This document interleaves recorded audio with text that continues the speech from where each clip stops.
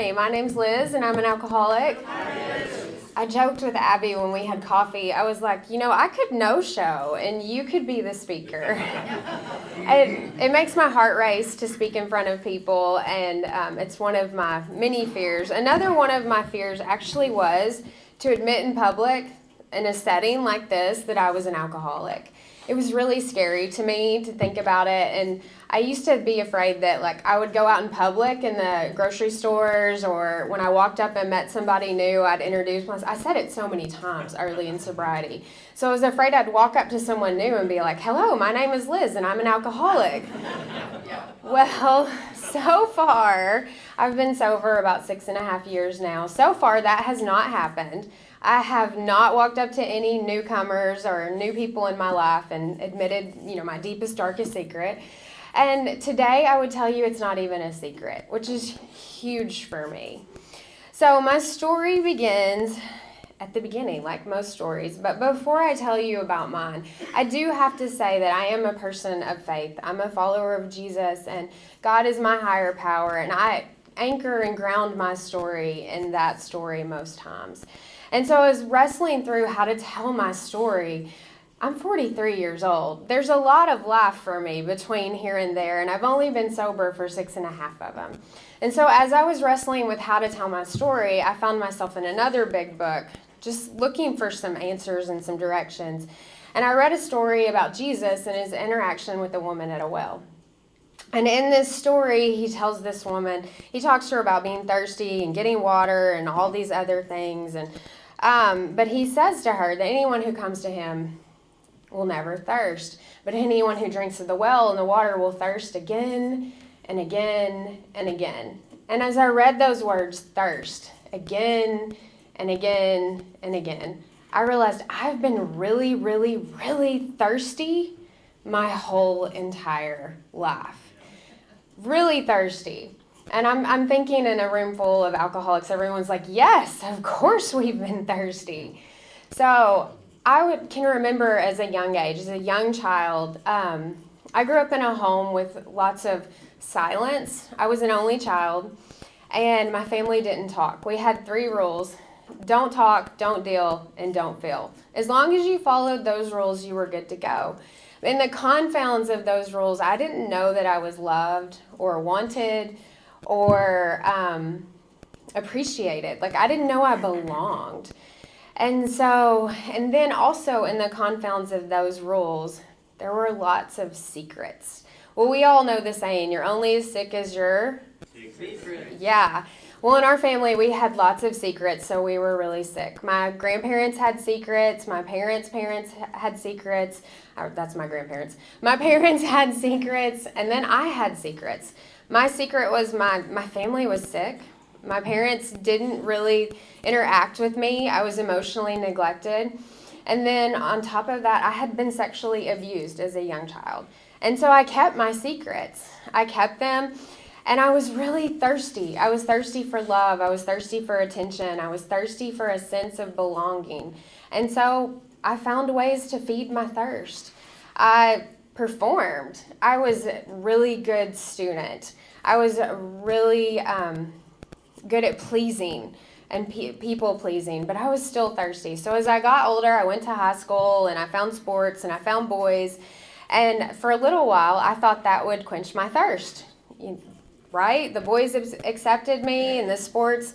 I was performing well. I got lots of accolades and attention for it. And so I fell deeper and deeper into both. And with boys, my freshman year of high school, I dated an older boy. He was a senior. And guess what he had? Anybody? Alcohol. That's right. I was 13 years old.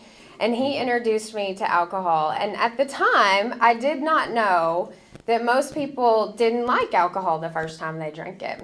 I still remember he had a 4-pack of those strawberry wine coolers. And I drank all 4 of them the very first time. And I thought that was totally normal. That's what everyone did the first time they were introduced to alcohol, is drink all they could. Well, it wasn't, but I continued on this path. I played sports and dated boys, and I drank anytime I could get my hands on alcohol. And I would quit because I would think it was the wrong thing to do. I wanted to live this certain way and be this certain life, but I struggled. I couldn't manage to be this person I wanted to be because I was always drawn back into boys, into alcohol. I made choices that I wouldn't have made when I was drinking. I became a person that I wasn't when I was drinking. But for some reason, I couldn't stop. And I thought it was normal. I thought it was immaturity. I thought it's what everyone did. Everybody parties in high school, right? And so eventually, that's just what I did. So I move off. My senior year of high school, I move off to college. I'm really struggling. I'm struggling with my drinking and who I want to be. And I think, well, I'm going to go to a Christian school. Because that's the answer. The answer is way out there. It's not my thirst. It's not this thirst inside of me for acceptance and approval and love that can't ever seem to be filled no matter how much I drink or how many boys I date. So I'm going to go to a Christian school. Clean slate, start over. This is going to do it for me, right?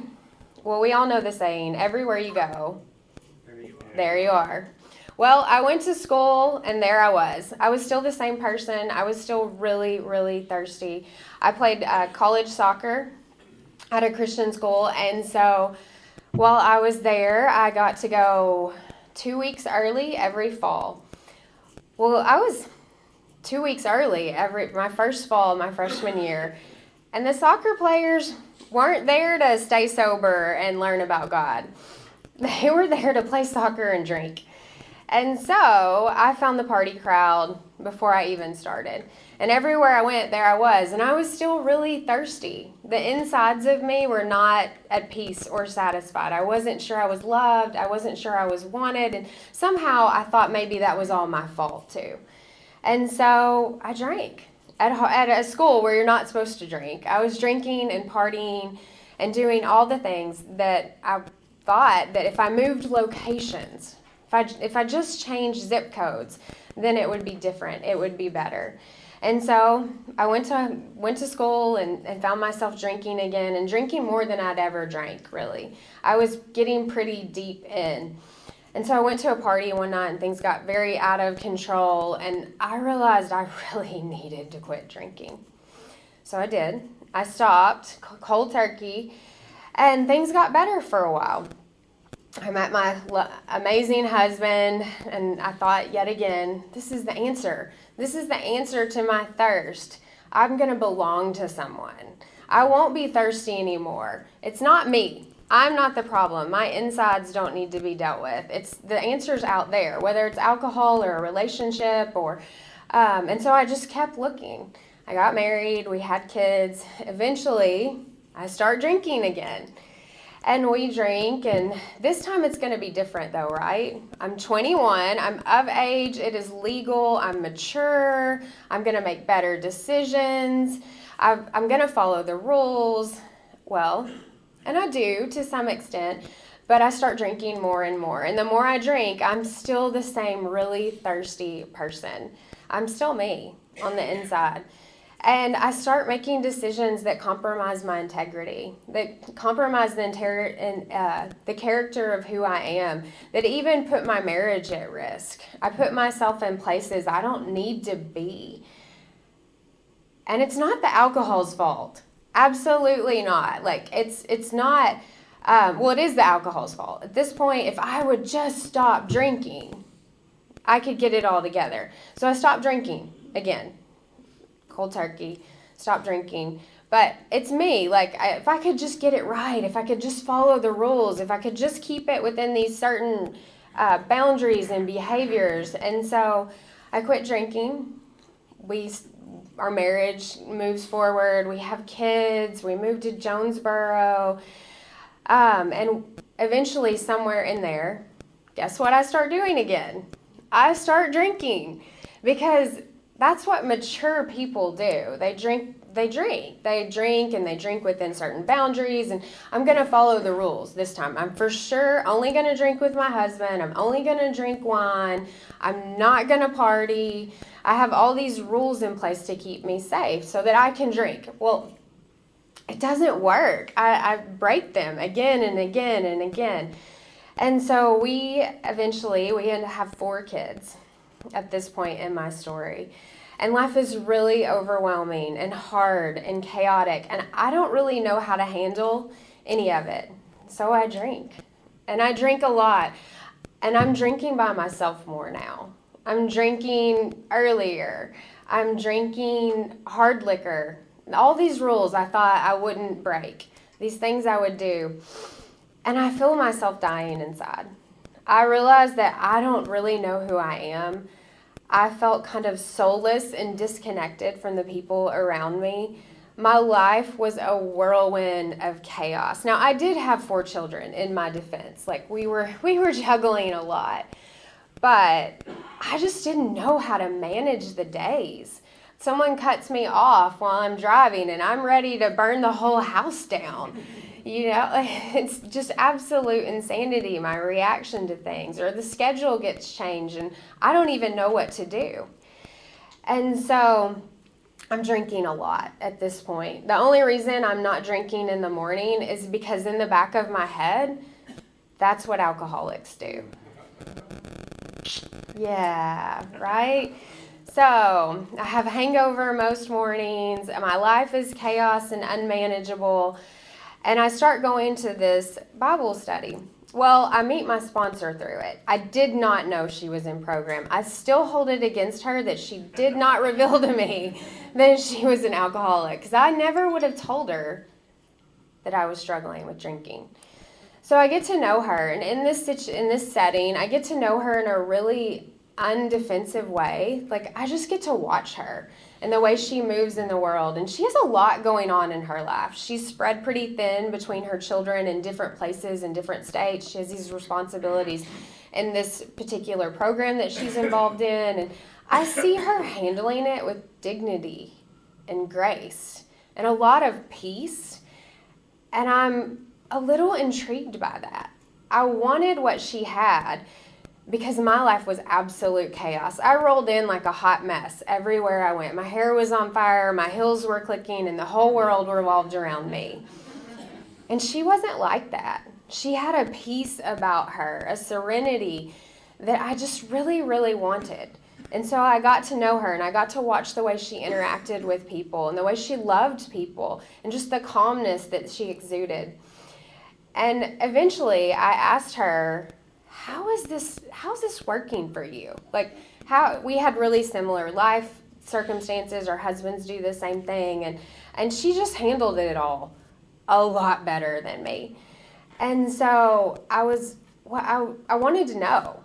I wanted to know what was working for her, how that happened, how she managed all this.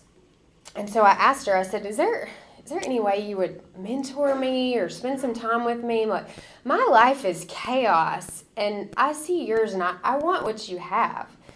So we met. We had coffee one morning, and we're chatting. Obviously, I am not revealing to her how much I'm drinking at this point.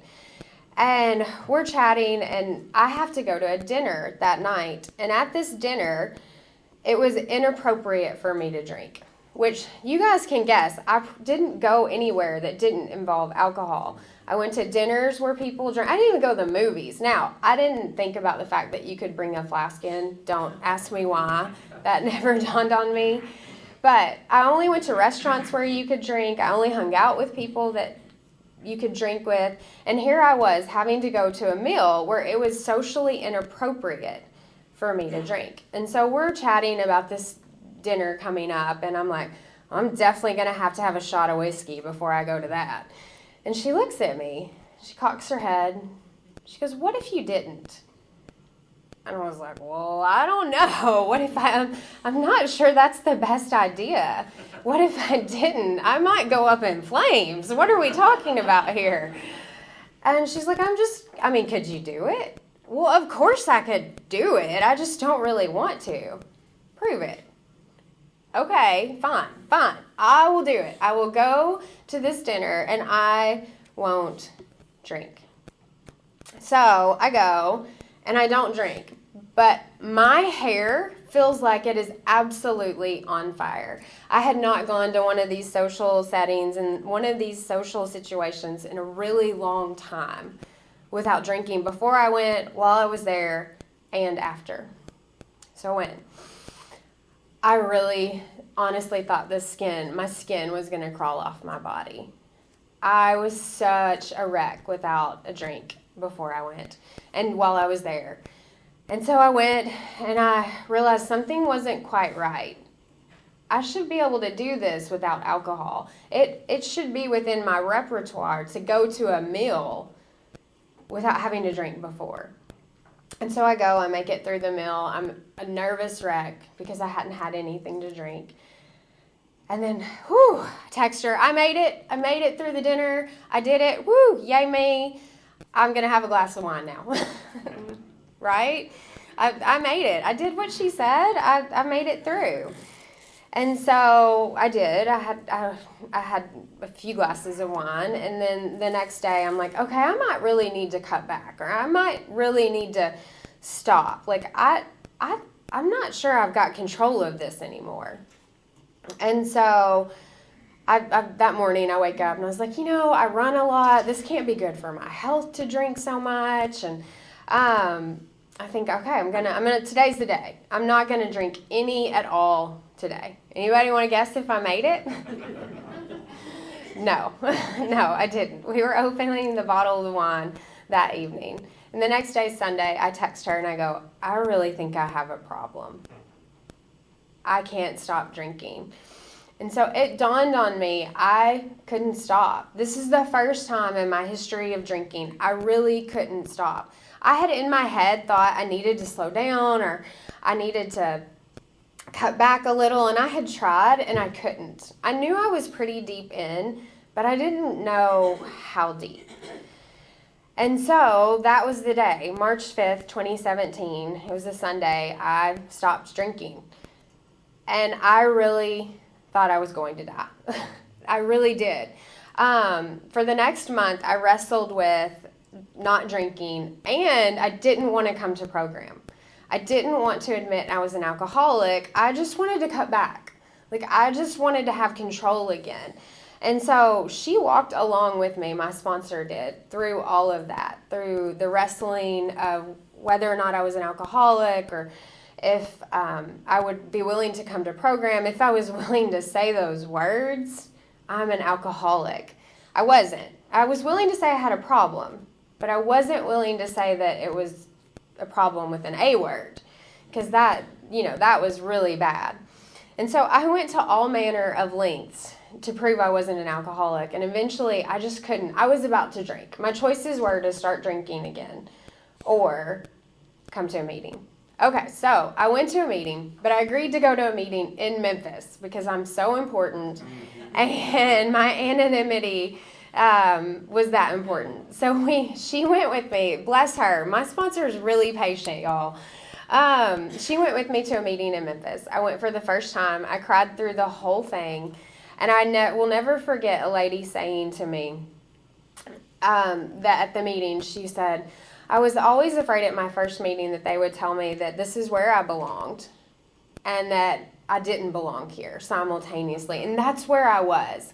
I knew I couldn't stop. I knew that I had a history that involved alcohol, and it was my answer to everything, all of this internal thirst that I had, but I didn't know how to resolve it. I didn't know what to do. And so I was afraid that I'd get in there and you'd be like, you're just really not our kind of drunk. Your story's not good enough for us. And so when she said that, I knew I was where I needed to be.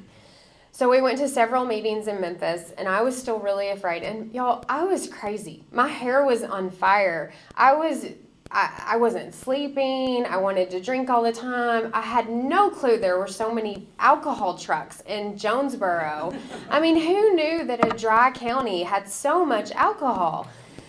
But I noticed it everywhere as I'm trying not to drink. And so eventually, I decided to come to the shed. And you guys welcomed me with open arms. And bit by bit, I was less afraid. Well, actually, that's not the end of my sobriety story. I stayed sober, but on May 21st, 2017, our youngest son died. I was in Florida. I was actually with my sponsor. I had only been sober 60 days-ish. I was still on fire and wanting to drink every second of the day. I was in Florida with my sponsor, and our youngest son wandered off at our lake house, and our house was on the water, and he disappeared into the water and drowned. So I got a phone call that day from my husband, frantic, that our son had died. Well, he didn't know, but they had found him.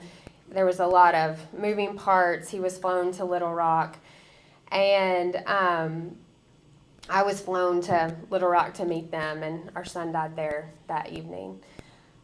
And I will never forget, after we had said our goodbyes to our son, I'm in the bathroom trying to gather myself. We have lots of friends and family there with us, and my sponsor walks in, and she looks at me, and she grabs me. She nails me against the wall and goes, "You cannot drink." And I was like, "Are we sure about that?" And so, and that was the conversation in the bathroom. And so for the next bit, I really struggled. Everything that I thought that was true, my higher power, it felt like the whole world had been pulled out from underneath me. It was like the rug, the ground I was standing on was just totally gone. And so for the first few weeks, we went through the burial and just the process of saying our goodbyes, and our family went away for a trip for a while, and then I came back. And we went to work. Honestly, I wanted to drink every second of every day. I can remember before he died telling my best friend, I said, I had a reservation. You know, we all have those in our head when we first get sober. And my reservation was, if one of my kids dies, you're going to have to come find me out of a bottle. I don't know that I'm coming out. And I had told her that. And yet here I was living my worst nightmare, sober, newly sober. And so my sponsor and I, at that moment, she goes, "Okay, let's just start over. Let's start over at step one." And from there, it was an absolute wrestle. But what I will tell you is that doing this program and being in these steps saved me. Because it gave me the opportunity to really wrestle with what I believed to be true about God. And it gave me the chance to set down the things that I just couldn't hold right then. It gave me permission to go, I can't believe that right now. I don't believe you're good. Like, I was in that particular moment. And it also gave me permission to allow the group to be my higher power, to stay sober. Being accountable to all of you made me want to not drink, because I didn't want to have to come back in and be like, I didn't make it. And so it was enough, one day at a time, to show up and to see your faces and to work through the program and to work through what I believed, because I was so angry, so angry. And the steps gave me permission to work through all of that. It didn't ask me to magically be better, but it did ask me to show up. Like we said, you have to be present to win. It did ask me to participate in the process. And as I participated in the process, I got sober, but I also found my higher power again, which was a gift, an absolute gift. I can remember sitting in meetings early on after our son had died and listening to the promises going, there is just really no way any of those are going to be true. Especially the one about situations that used to baffle us, because I was constantly baffled. I didn't know how to handle things, especially after our son died. And today, I'm not baffled anymore. And so I'm amazed by that. I'm amazed that sobriety has worked that way for me. So we worked the steps. We got through the program. Probably a year into sobriety, I still was really thirsty, if I'm honest with you guys. I wanted to drink. I wanted to drink every day. It was really hard. It was hard to get up. It was hard to stay sober. It was hard to show up for my family. But coming to meetings kept me from drinking and kept me sober. Being in a relationship with a sponsor and being held accountable kept me sober. And so I was actually talking about this prior to meeting. I had a really bad day. I don't remember when. I was about a year and a half into sobriety. And David L. came up to me. I was crying. I was done. It was really, really, everyone else didn't want to drink but me. I was still ready to burn the house down. I was still hurting. And he came up to me and he told me, he hugged me and he said, "Don't quit until the miracle happens." And I was like, okay.